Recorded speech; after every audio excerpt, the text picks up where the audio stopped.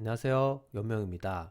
이번 주식 이야기 시간에는 저평가된 종목을 찾는 방법에 대해 이야기해 볼 텐데요. 여러분들이 많이 알고 있는 투자 지표 중에 하나인 PR을 가지고 종목을 찾는 방법에 대해 이야기해 보도록 하겠습니다.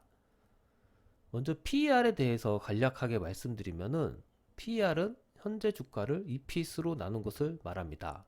이 EPS는 당기 순이익을 발행 주식수로 나눈 것인데요.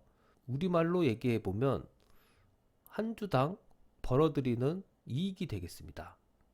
그래서 한 주당 벌어들이는 이익을 현재 주가로 나눈 것, 그것이 바로 PER이라고 말할 수 있는데요.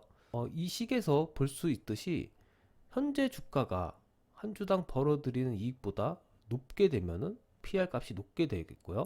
현재 주가 대비 한 주당 벌어들이는 이익이 많을 경우에는 PER이 낮게 되는 것이죠. 그래서 PER이 낮을수록 좋다고 얘기를 하는데, 이 PER의 역순을 취해보면 초기 수익률이라고도 말할 수 있습니다. 그러니까 PER이 만약에 15라면은 이 초기 수익률은 1분의 15가 돼서 0.06이 되는 것이죠. 그래서 100분율로 나타내면 6%가 되는 것입니다.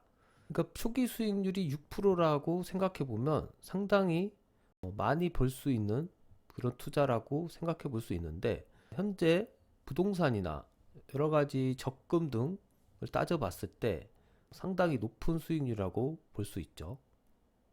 현재 시중에 나와 있는 투자 대비 이익률을 계산해 보면 은행 적금에 내 돈을 넣어 놨을 경우 평균적으로 1.5% 정도 됩니다. 그리고 한국 10년 국채 금리를 계산해 보면은 현재 한 2% 정도 나오고 있습니다. 부동산을 이제 기준으로 봤을 때도 그렇게 많이 수익률을 가져가지 못하고 있는데, 부동산이 최근에 많이 올랐기 때문에 이 부동산 월세 수입도 조금 낮은 편입니다. 그래서 현재 오피스텔 기준으로 3.6% 정도 나오고 있는데, 매매가 한 2억 정도 지금 형성되어 있고 월세는 한 60 정도 형성되어 있어서 제가 계산해 본 결과 한 3.6%가 나왔습니다. 뭐 상가나 이런 부동산 수익이 더 많이 발생하는 어떤 지역의 특정 지역에서는 이거보다는 더 높을 수도 있겠죠. 전체적으로 봤을 때 지금 돈을 투자해서 그 수익률을 벌 수 있는 그런 투자처가 마땅히 없습니다. 그래서 현재는 주식 투자를 사람들이 많이 선호하는 편인데요. 이 주식 투자를 한다고 해서 그냥 기업을 막 살 게 아니라 이런 것들을 따져봐야 되는 것이죠. 그래서 기업을 산다는 생각으로 저희가 어떤 종목을 고른다고 가정했을 때 이런 시중에 지금 현재 나와 있는 투자처들보다 더 높은 수익률을 얻어야 되겠죠. 그래서 4% 이상 나는 얻어야 됐다고 생각하면은 이 PER을 봤을 때 25 이하인 회사를 사야 된다는 것입니다.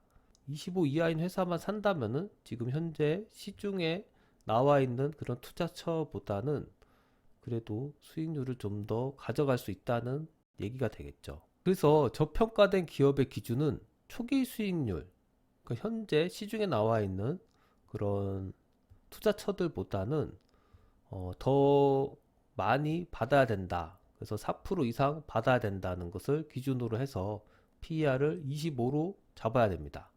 25 이하인 회사만 사야 되는 것이죠. 하지만 이 PER이 25 이하인 회사를 골랐다고 해서 과연 그 기업이 저평가된 기업일까요? 아니면 PER 25 이하인 기업만 저평가된 기업이라고 말할 수 있을까요?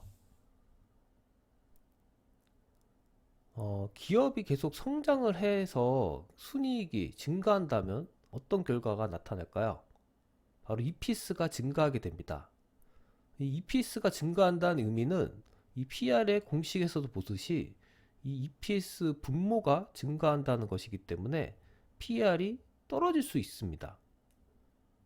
예를 들어서 PR이 50인 회사를 본다면은 현재 주가가 10,000원이고 EPS가 200원이라고 가정해 봅시다. 이 EPS가 증가해서 만약에 400원이 됐다고 하면 PER이 25가 되는 것이죠. 그래서 현재 PER이 50이라고 보면은 고평가되어 있다고 생각할 수 있었던 회사가 미래의 EPS를 반영해 보면 25로 투자를 할 만한 회사로 바뀌는 것입니다. 그래서 기업이 계속 성장을 한다면은 이 EPS 성장률을 현재 가치로 환산을 해서 계산을 할 필요가 있다는 것입니다. 실제 예로 네이버의 예를 한번 들어보겠습니다. 2020년 12월 기준으로 네이버의 PER은 47.9였습니다. 그리고 EPS의 성장률은 72%였습니다. 그러니까 19년도 대비해서 20년 EPS가 엄청나게 성장을 했죠. 이러한 EPS의 성장률을 반영을 해서 계산을 해본다면은 47.9였던 PER이 이런 EPS의 성장률을 반영을 하게 되면은 바로 EPS가 10,000원 이상이 되게 됩니다.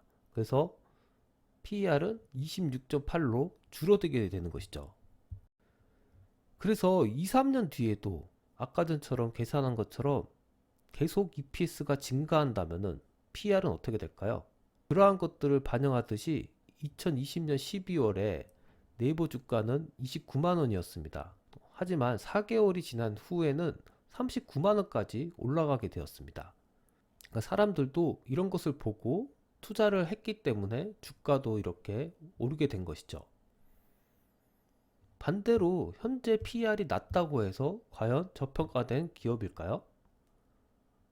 앞에서 계속 예를 드렸듯이 EPS, 그러니까 순이익이 계속 줄어들게 된다면은 마찬가지로 PER이 25였던 회사도 현재 EPS가 400원을 벌고 있는 회사였지만 몇 년 뒤에 200원이 된다고 생각해 보면 50이 되는 것이죠. PER이.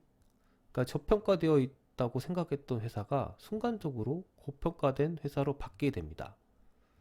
이러한 것들을 여러분들이 생각해서 주식을 종목 선정을 해야 되는데, 정리를 해보자면은 PER 평가는 현재 뭐 적금이나 부동산 등의 여러 가지 그런 이익률을 계산해보고 초기 수익률을 설정을 해야 되고, 그 초기 수익률을 바탕으로 PER의 기준을 설정해야 되는 것이죠. 그리고 이런 PER의 기준을 설정한 뒤에는 EPS의 그런 성장률이 어떻게 되는지 보고 현재로 환원해서 이 PER을 다시 한번 계산을 해야 된다는 것입니다. 하지만 제가 앞에서 얘기한 그런 PER, 그러니까 EPS 성장률을 반영한 PER을 계산을 했다고 해서 그 기업이 과연 좋은 종목일까요? 좋은 기업일 수 있으나 좋은 종목은 아닙니다. 왜냐하면 그 이익이 주주에게 환원이 되지 않는 이상 주주에게는 아무런 이득이 없기 때문입니다. 여러분들이 어떤 회사에 주식을 갖고 있는다고 해서 만약에 그 회사가 배당금이나 여러 가지 자사주 매입을 안 하게 된다면은 여러분들한테는 어떤 이익이 있겠습니까? 회사의 주가가 오르지 않는 이상 아무런 이득이 없을 것입니다. 그러니까 회사의 오너만 잘 먹고 잘 사는 그런 결과가 나타나게 되는데, 반드시 그래서 좋은 회사를 찾았으면은 이 대표이사나 여러 가지 회사에서 생각하는 주주를 생각하는 주주 환원 정책을 잘 하는 회사인지 반드시 살펴보고 종목을 골라야 된다는 것입니다. 그래서 여러분들도 종목 선정을 하실 때 이러한 분들을 잘 고려해서 좋은 종목을 찾으시기 바랍니다.